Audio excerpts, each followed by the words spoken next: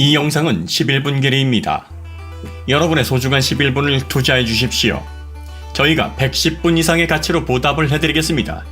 만약 기대에 부응하지 못했다면 나빠요와 쓴소리로 응징해 주십시오. 이번 영상은 1980년대 이후 도요타 자동차에 대한 내용입니다. 1973년 1차 오일 쇼크로 인해 전세계 자동차 업체들은 도요타 자동차의 저스트인타임의 위력을 제대로 실감했고 서로 앞다투어 도요타 생산 방식을 배워야 한다고 힘을 모았습니다. 도요타의 저스트인타임은 증산에만 유리한 방식이 아니라 오일 쇼크와 같은 강력한 외부적 요인에 따라 대규모 감산이 이루어질 때에도 내부 인원의 큰 조정이나 이동 없이 유연하게 대처할 수 있다는 점에서 큰 주목을 받았습니다. 이전까지만 해도 도요타는 세계 자동차 기업은 물론 일본 내 언론에서도 부정적인 평가를 받던 기업이었습니다. 미카와에 있는 폐쇄적인 회사가 간판 방식을 사용해 뭔가 알 수 없는 방식으로 돈을 벌고 있다. 당시 일본 언론은 이런 식으로 도요타를 평가했습니다. 그래서 결국 저스트인타임의 창시자인 오노 나이이치는 도요타 생산 방식이라는 책을 저술했고 이 책은 114세를 거쳐 약 47만 부가 판매되었으며 여전히 현재에도 서점에서 구입이 가능합니다. 정작 저자인 오노 나이이치는 도요타 직원들에게 이 책을 읽지 말라고 말하곤 했는데 도요타의 창업 정신인 가이젠은 현재 멈춰있지 않고 끊임없이 수정되고 변화하기 때문에 과거의 시점에서 서술된 책의 내용은 도요타 자동차가 앞으로 나아가는데 전혀 도움이 되지 않는다는 것이 그 이유였습니다. 자동차 생산과 같은 흐름 생산은 부품이 입고되어 차가 완성되는 리드 타임, 요소 작업의 기준 시간을 합한 사이클 타임, 한 대를 몇 분에 만들지 결정하는 텍트 타임 등으로 구분되는데 사이클 타임과 텍트 타임을 최대한 줄여서 리드 타임을 줄여내는 과정이 저스트 인 타임의 핵심이며 그 과정을 효율적으로 운영하기 위해 가이젠, 즉 개선을 끊임없이 하는 것이 도요타 자동차의 생산 키워드입니다.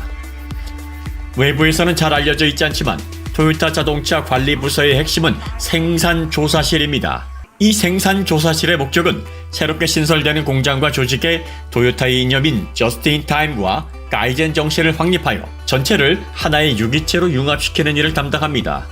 신설 공장에 파견된 생산조사실 조사원은 해당 공장이 도요타 자동차 전체의 흐름에 보조를 맞출 수 있을 때까지 파견지에서 1년이고 2년이고 함께 근무를 해야 했습니다. 도요타 자동차의 핵심 인물이었던 오노 나이이치를 비롯해 스즈무라, 조, 이케부치, 하야시, 토모야마, 니노유, 그리고 현재 도요타 자동차의 수장인 도요타 아키오 모두 생산조사실 조사원으로 활동했다는 것은 잘 알려져 있는 내용입니다. 1982년에는 과거 도요타 도산 위기를 면하기 위해 분리해야 했던 도요타 자동차 공업과 도요타 자동차 판매가 한 회사로 합병되었으며 도요타 기이치로의 아들인 도요타 소이치로가 합병회사의 초대 회장으로 취임하였습니다. 저스트인타임을 창시한 오노 나이이치는 70세의 나이로 은퇴를 하였습니다.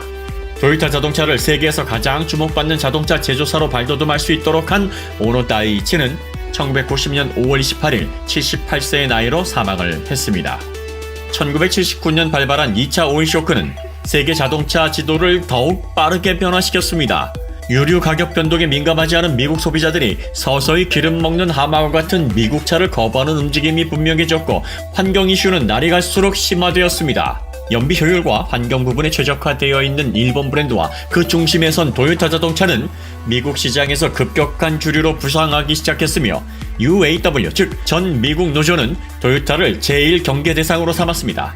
1차 오일 쇼크는 도요타에게 미국 시장 안착의 신호탄이 되었지만 2차 오일 쇼크는 미국의 강한 반발로 마케팅에 제동이 걸릴 수 있는 발화점이 될 것처럼 보였습니다. 도요타 자동차는 빠르게 확산되는 미국인들의 부정적인 시각을 정면 승부로 돌파하기로 결심했습니다. 도요타 자동차는 1980년 GM과 합자회사를 설립하고 프리몬트 공장을 GM과 도요타 주요 모델을 생산하는 최초의 미국 생산기지로 삼을 것을 발표했습니다. 물론 도요타 자동차만 미국 진출을 선언한 것은 아니었습니다. 당시 혼다와 닛산의 상황도 도요타와 비슷했기 때문에 혼다는 같은 해 1월 오하이오주 조지아 공장 설립을 발표했고 닛산은 테네시주의 트럭 공장 설립을 발표했습니다. 도요타의 미국 진출은 단순히 제조 공장 확장을 넘어 대량 생산 체계를 고안한 본고장 미국에 도요타 특유의 저스트인타임 방식의 공정을 접목하여 포디즘을改善했다는 점에서 유의미한 사건이었습니다. 당시 GM은 프리몬트 공장에서 4,000km 떨어진 협력업체에서 부품을 공급받았는데 토요타는 비효율적인 공급 루트를 개선하고 당시 24시간 표준이었던 미국 프레스 금형 교체 시간을 단 9분으로 단축하는 등 혁신적인 공정 개선을 시도하였습니다. 현재 토요타는 1985년 준공된 켄터키 공장을 중심으로 미국 10여 곳의 생산 기지를 운영하고 있습니다. 그 어떤 방법으로도 미국을 이길 수 없다고 단정했던 일본 기업이 미국 기업의 일본식 생산 방식을 전파하는 쾌거를 일으켰으니 일본 전역이 떠들썩했을까요? 그렇지 않았습니다. 1989년 일본 버블이 정점을 찍으면서 도쿄 23구 땅값이 미국 전체 땅값보다 비싸지는 초유의 사태가 벌어지게 됩니다. 대부분의 기업들은 힘든 제조업 대신 부동산 투기에 열을 올렸고 토요타의 미국 진출 따위는 뉴스거리도 되지 않았습니다. 1992년 3월 일본 3대 도시권인 도쿄, 오사카, 나고야 지가가 절반 이하로 떨어지면서 디플레이션 시대로 접어들었고 일본 경제는 암흑기로 빠지기 시작했습니다. 일본 버블 시기에도 자동차 제조업에 총력을 기울였던 토요타는 버블 붕괴 이후 일본 최대 회사로 자리를 굳히게 되었습니다. 1984년에는 현재 토요타 자동차 사장인 토요타 아키오가 회사에 입사를 했습니다. 미국에서 금융맨으로 독자적인 인생을 살고 싶어 했던 그는 그의 성 토요타에 쏟아지는 관심에 대한 부담을 이기지 못하고 결국 가족 회사로 돌아와 가장 말단 실무부터 경험을 쌓기 시작했습니다. 그는 1996년 중고차 판매 부서에서 가주라는 영상 검색 시스템을 접목, 중고차 재고 보유 시간을 획기적으로 줄이는 데 기여했습니다. 당시 중고차를 고객이 눈으로 확인을 하기 위해 이리저리 옮겨야 했던 시스템을 사진과 화상으로 먼 거리에서도 매물을 확인하고 이를 바탕으로 계약을 이끌어내는 당시로서는 대단히 획기적인 온라인 시스템이었습니다. 중고차 화상 검색 시스템으로 시작된 가주는 이후 토요타의 비공식 자동차 커뮤니티로 발전하였고 바로 여기에서 오늘날 WRC에서 맹위를 떨치고 있는 가주 레이싱 팀이 발족을 하였습니다. F1에서 혼다의 성과에 자극받은 토요타는 미하엘 슈마어의 동생인 랄프 슈마어를 비롯 유명 레이서를 중심으로 F1 우승컵을 들어올리기 위해 했었지만 토요타 F1팀은 별다른 성과 없이 2009년 토요타 아키오가 사장으로 취임하면서 해체가 되었고 토요타 아키오는 F1 대신 WRC로 전환 가주 레이싱 팀을 세계 최정상급 반열에 올려놓았습니다. 토요타 아키오는 토요타 자동차의 마스터 드라이버이자 레이싱 광으로도 유명합니다. 실제로 그는 아이치현의 마스코트인 모리조라는 이름으로 실제 레이싱에도 여러 번 참가를 했습니다. 아키오 사장과 그의 스승인 히로무 나루스의 이야기는 드라마적인 요소가 더해져 많은 이들에게 회자가 되고 있습니다. 토요타는 1997년 전 세계 자동차 시장의 흐름을 바꾸는 새로운 규격의 하이브리드 자동차인 프리우스를 발표, 토요타의 새로운 시대를 열었습니다. 하이브리드라는 형식은 1899년 베르디난트 포르쉐 박사에 의해 고안되었지만 토요타는 미래 동력원과 환경 문제를 두루 만족시킬 수 있는 완성화된 형태로 다듬었고 현재 내연 자동차와 전기차 시대를 이어주는 중간 고리로 각광을 받고 있습니다. 2009년 전 세계를 충격에 빠뜨린 리먼 브라더스 사태로 토요타는 58년 만에 처음으로 4,610억엔 적자를 기록했지만 다음에 바로 흑자로 전환을 했으며 2009년 전 세계 자동차 생산 1위 업체가 되었습니다. 하지만 곧바로 시련이 닥쳤습니다.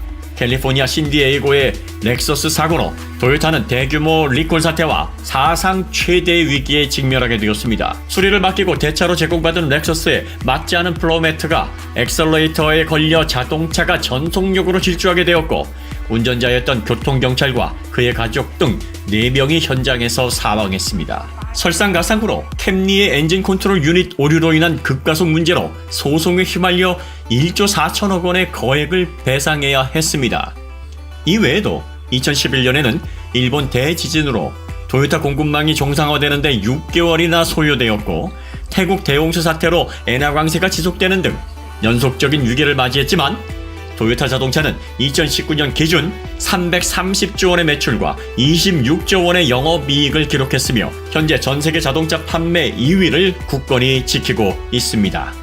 일본 내에서 약 300만 대, 해외에서 약 700만 대 등 총 1000만 대에 달하는 생산 체계를 유지하고 있습니다. 현재 토요타는 차세대 자동차 시장을 가장 발빠르게 준비하고 있는 제조사입니다. 좀처럼 속내를 드러내는 일이 없는 일본 특유의 정서와 환경에 맞게 끊임없이 작업 환경을 바꿔나가는 가이젠, 그리고 리드타임과 낭비를 줄이기 위한 저스트인타임을 기치로 삼고 있는 기업답게 내연 자동차 끝자락인 현 시점에서도 비전 제시나 신기술 가시와 같은 행정보다는 내실에 총력을 기울이고 있어 토요타가 차세대 자동차 시장을 어떻게 얼마만큼 잘 준비하고 있는지 그 실상을 아는 사람은 많지 않습니다. 일부 서두에서도 말씀드렸듯 우리와 가장 가깝게 위치해 있지만 의외로 가장 잘 모르는 기업이 바로 토요타 자동차입니다. 3부로 진행된 토요타 자동차 영상을 모두 보시고 난 여러분들의 소감은 어떠십니까? 쉽지 않겠지만 우리나라 자동차 기업이 토요타를 능가하는 전략과 집중력으로 전 세계 자동차 시장의 흐름을 바꿀 수 있는 시대가 도래하기를 바랍니다. 어느덧 약속했던 11분이 다 되었습니다. 이번 영상도 유익하셨나요? 그렇다면 이 영상을 많은 분들이 볼 수 있도록 퍼뜨려 주십시오. 오토기어에서 제작되는 영상은 저작권이 없습니다. 지식은 돌고 돌아야 하며 올바른 자동차 문화 확립을 위해 유용하게 사용되어야 합니다. 올바른 자동차 지식의 확립을 위해 앞으로도 오토기어는 지속적인 노력을 기울이겠습니다. 물론 그렇다고 상업적인 용도까지 허용하는 것은 아닙니다. 그럼 더 좋은 콘텐츠로 다시 찾아뵙도록 하겠습니다.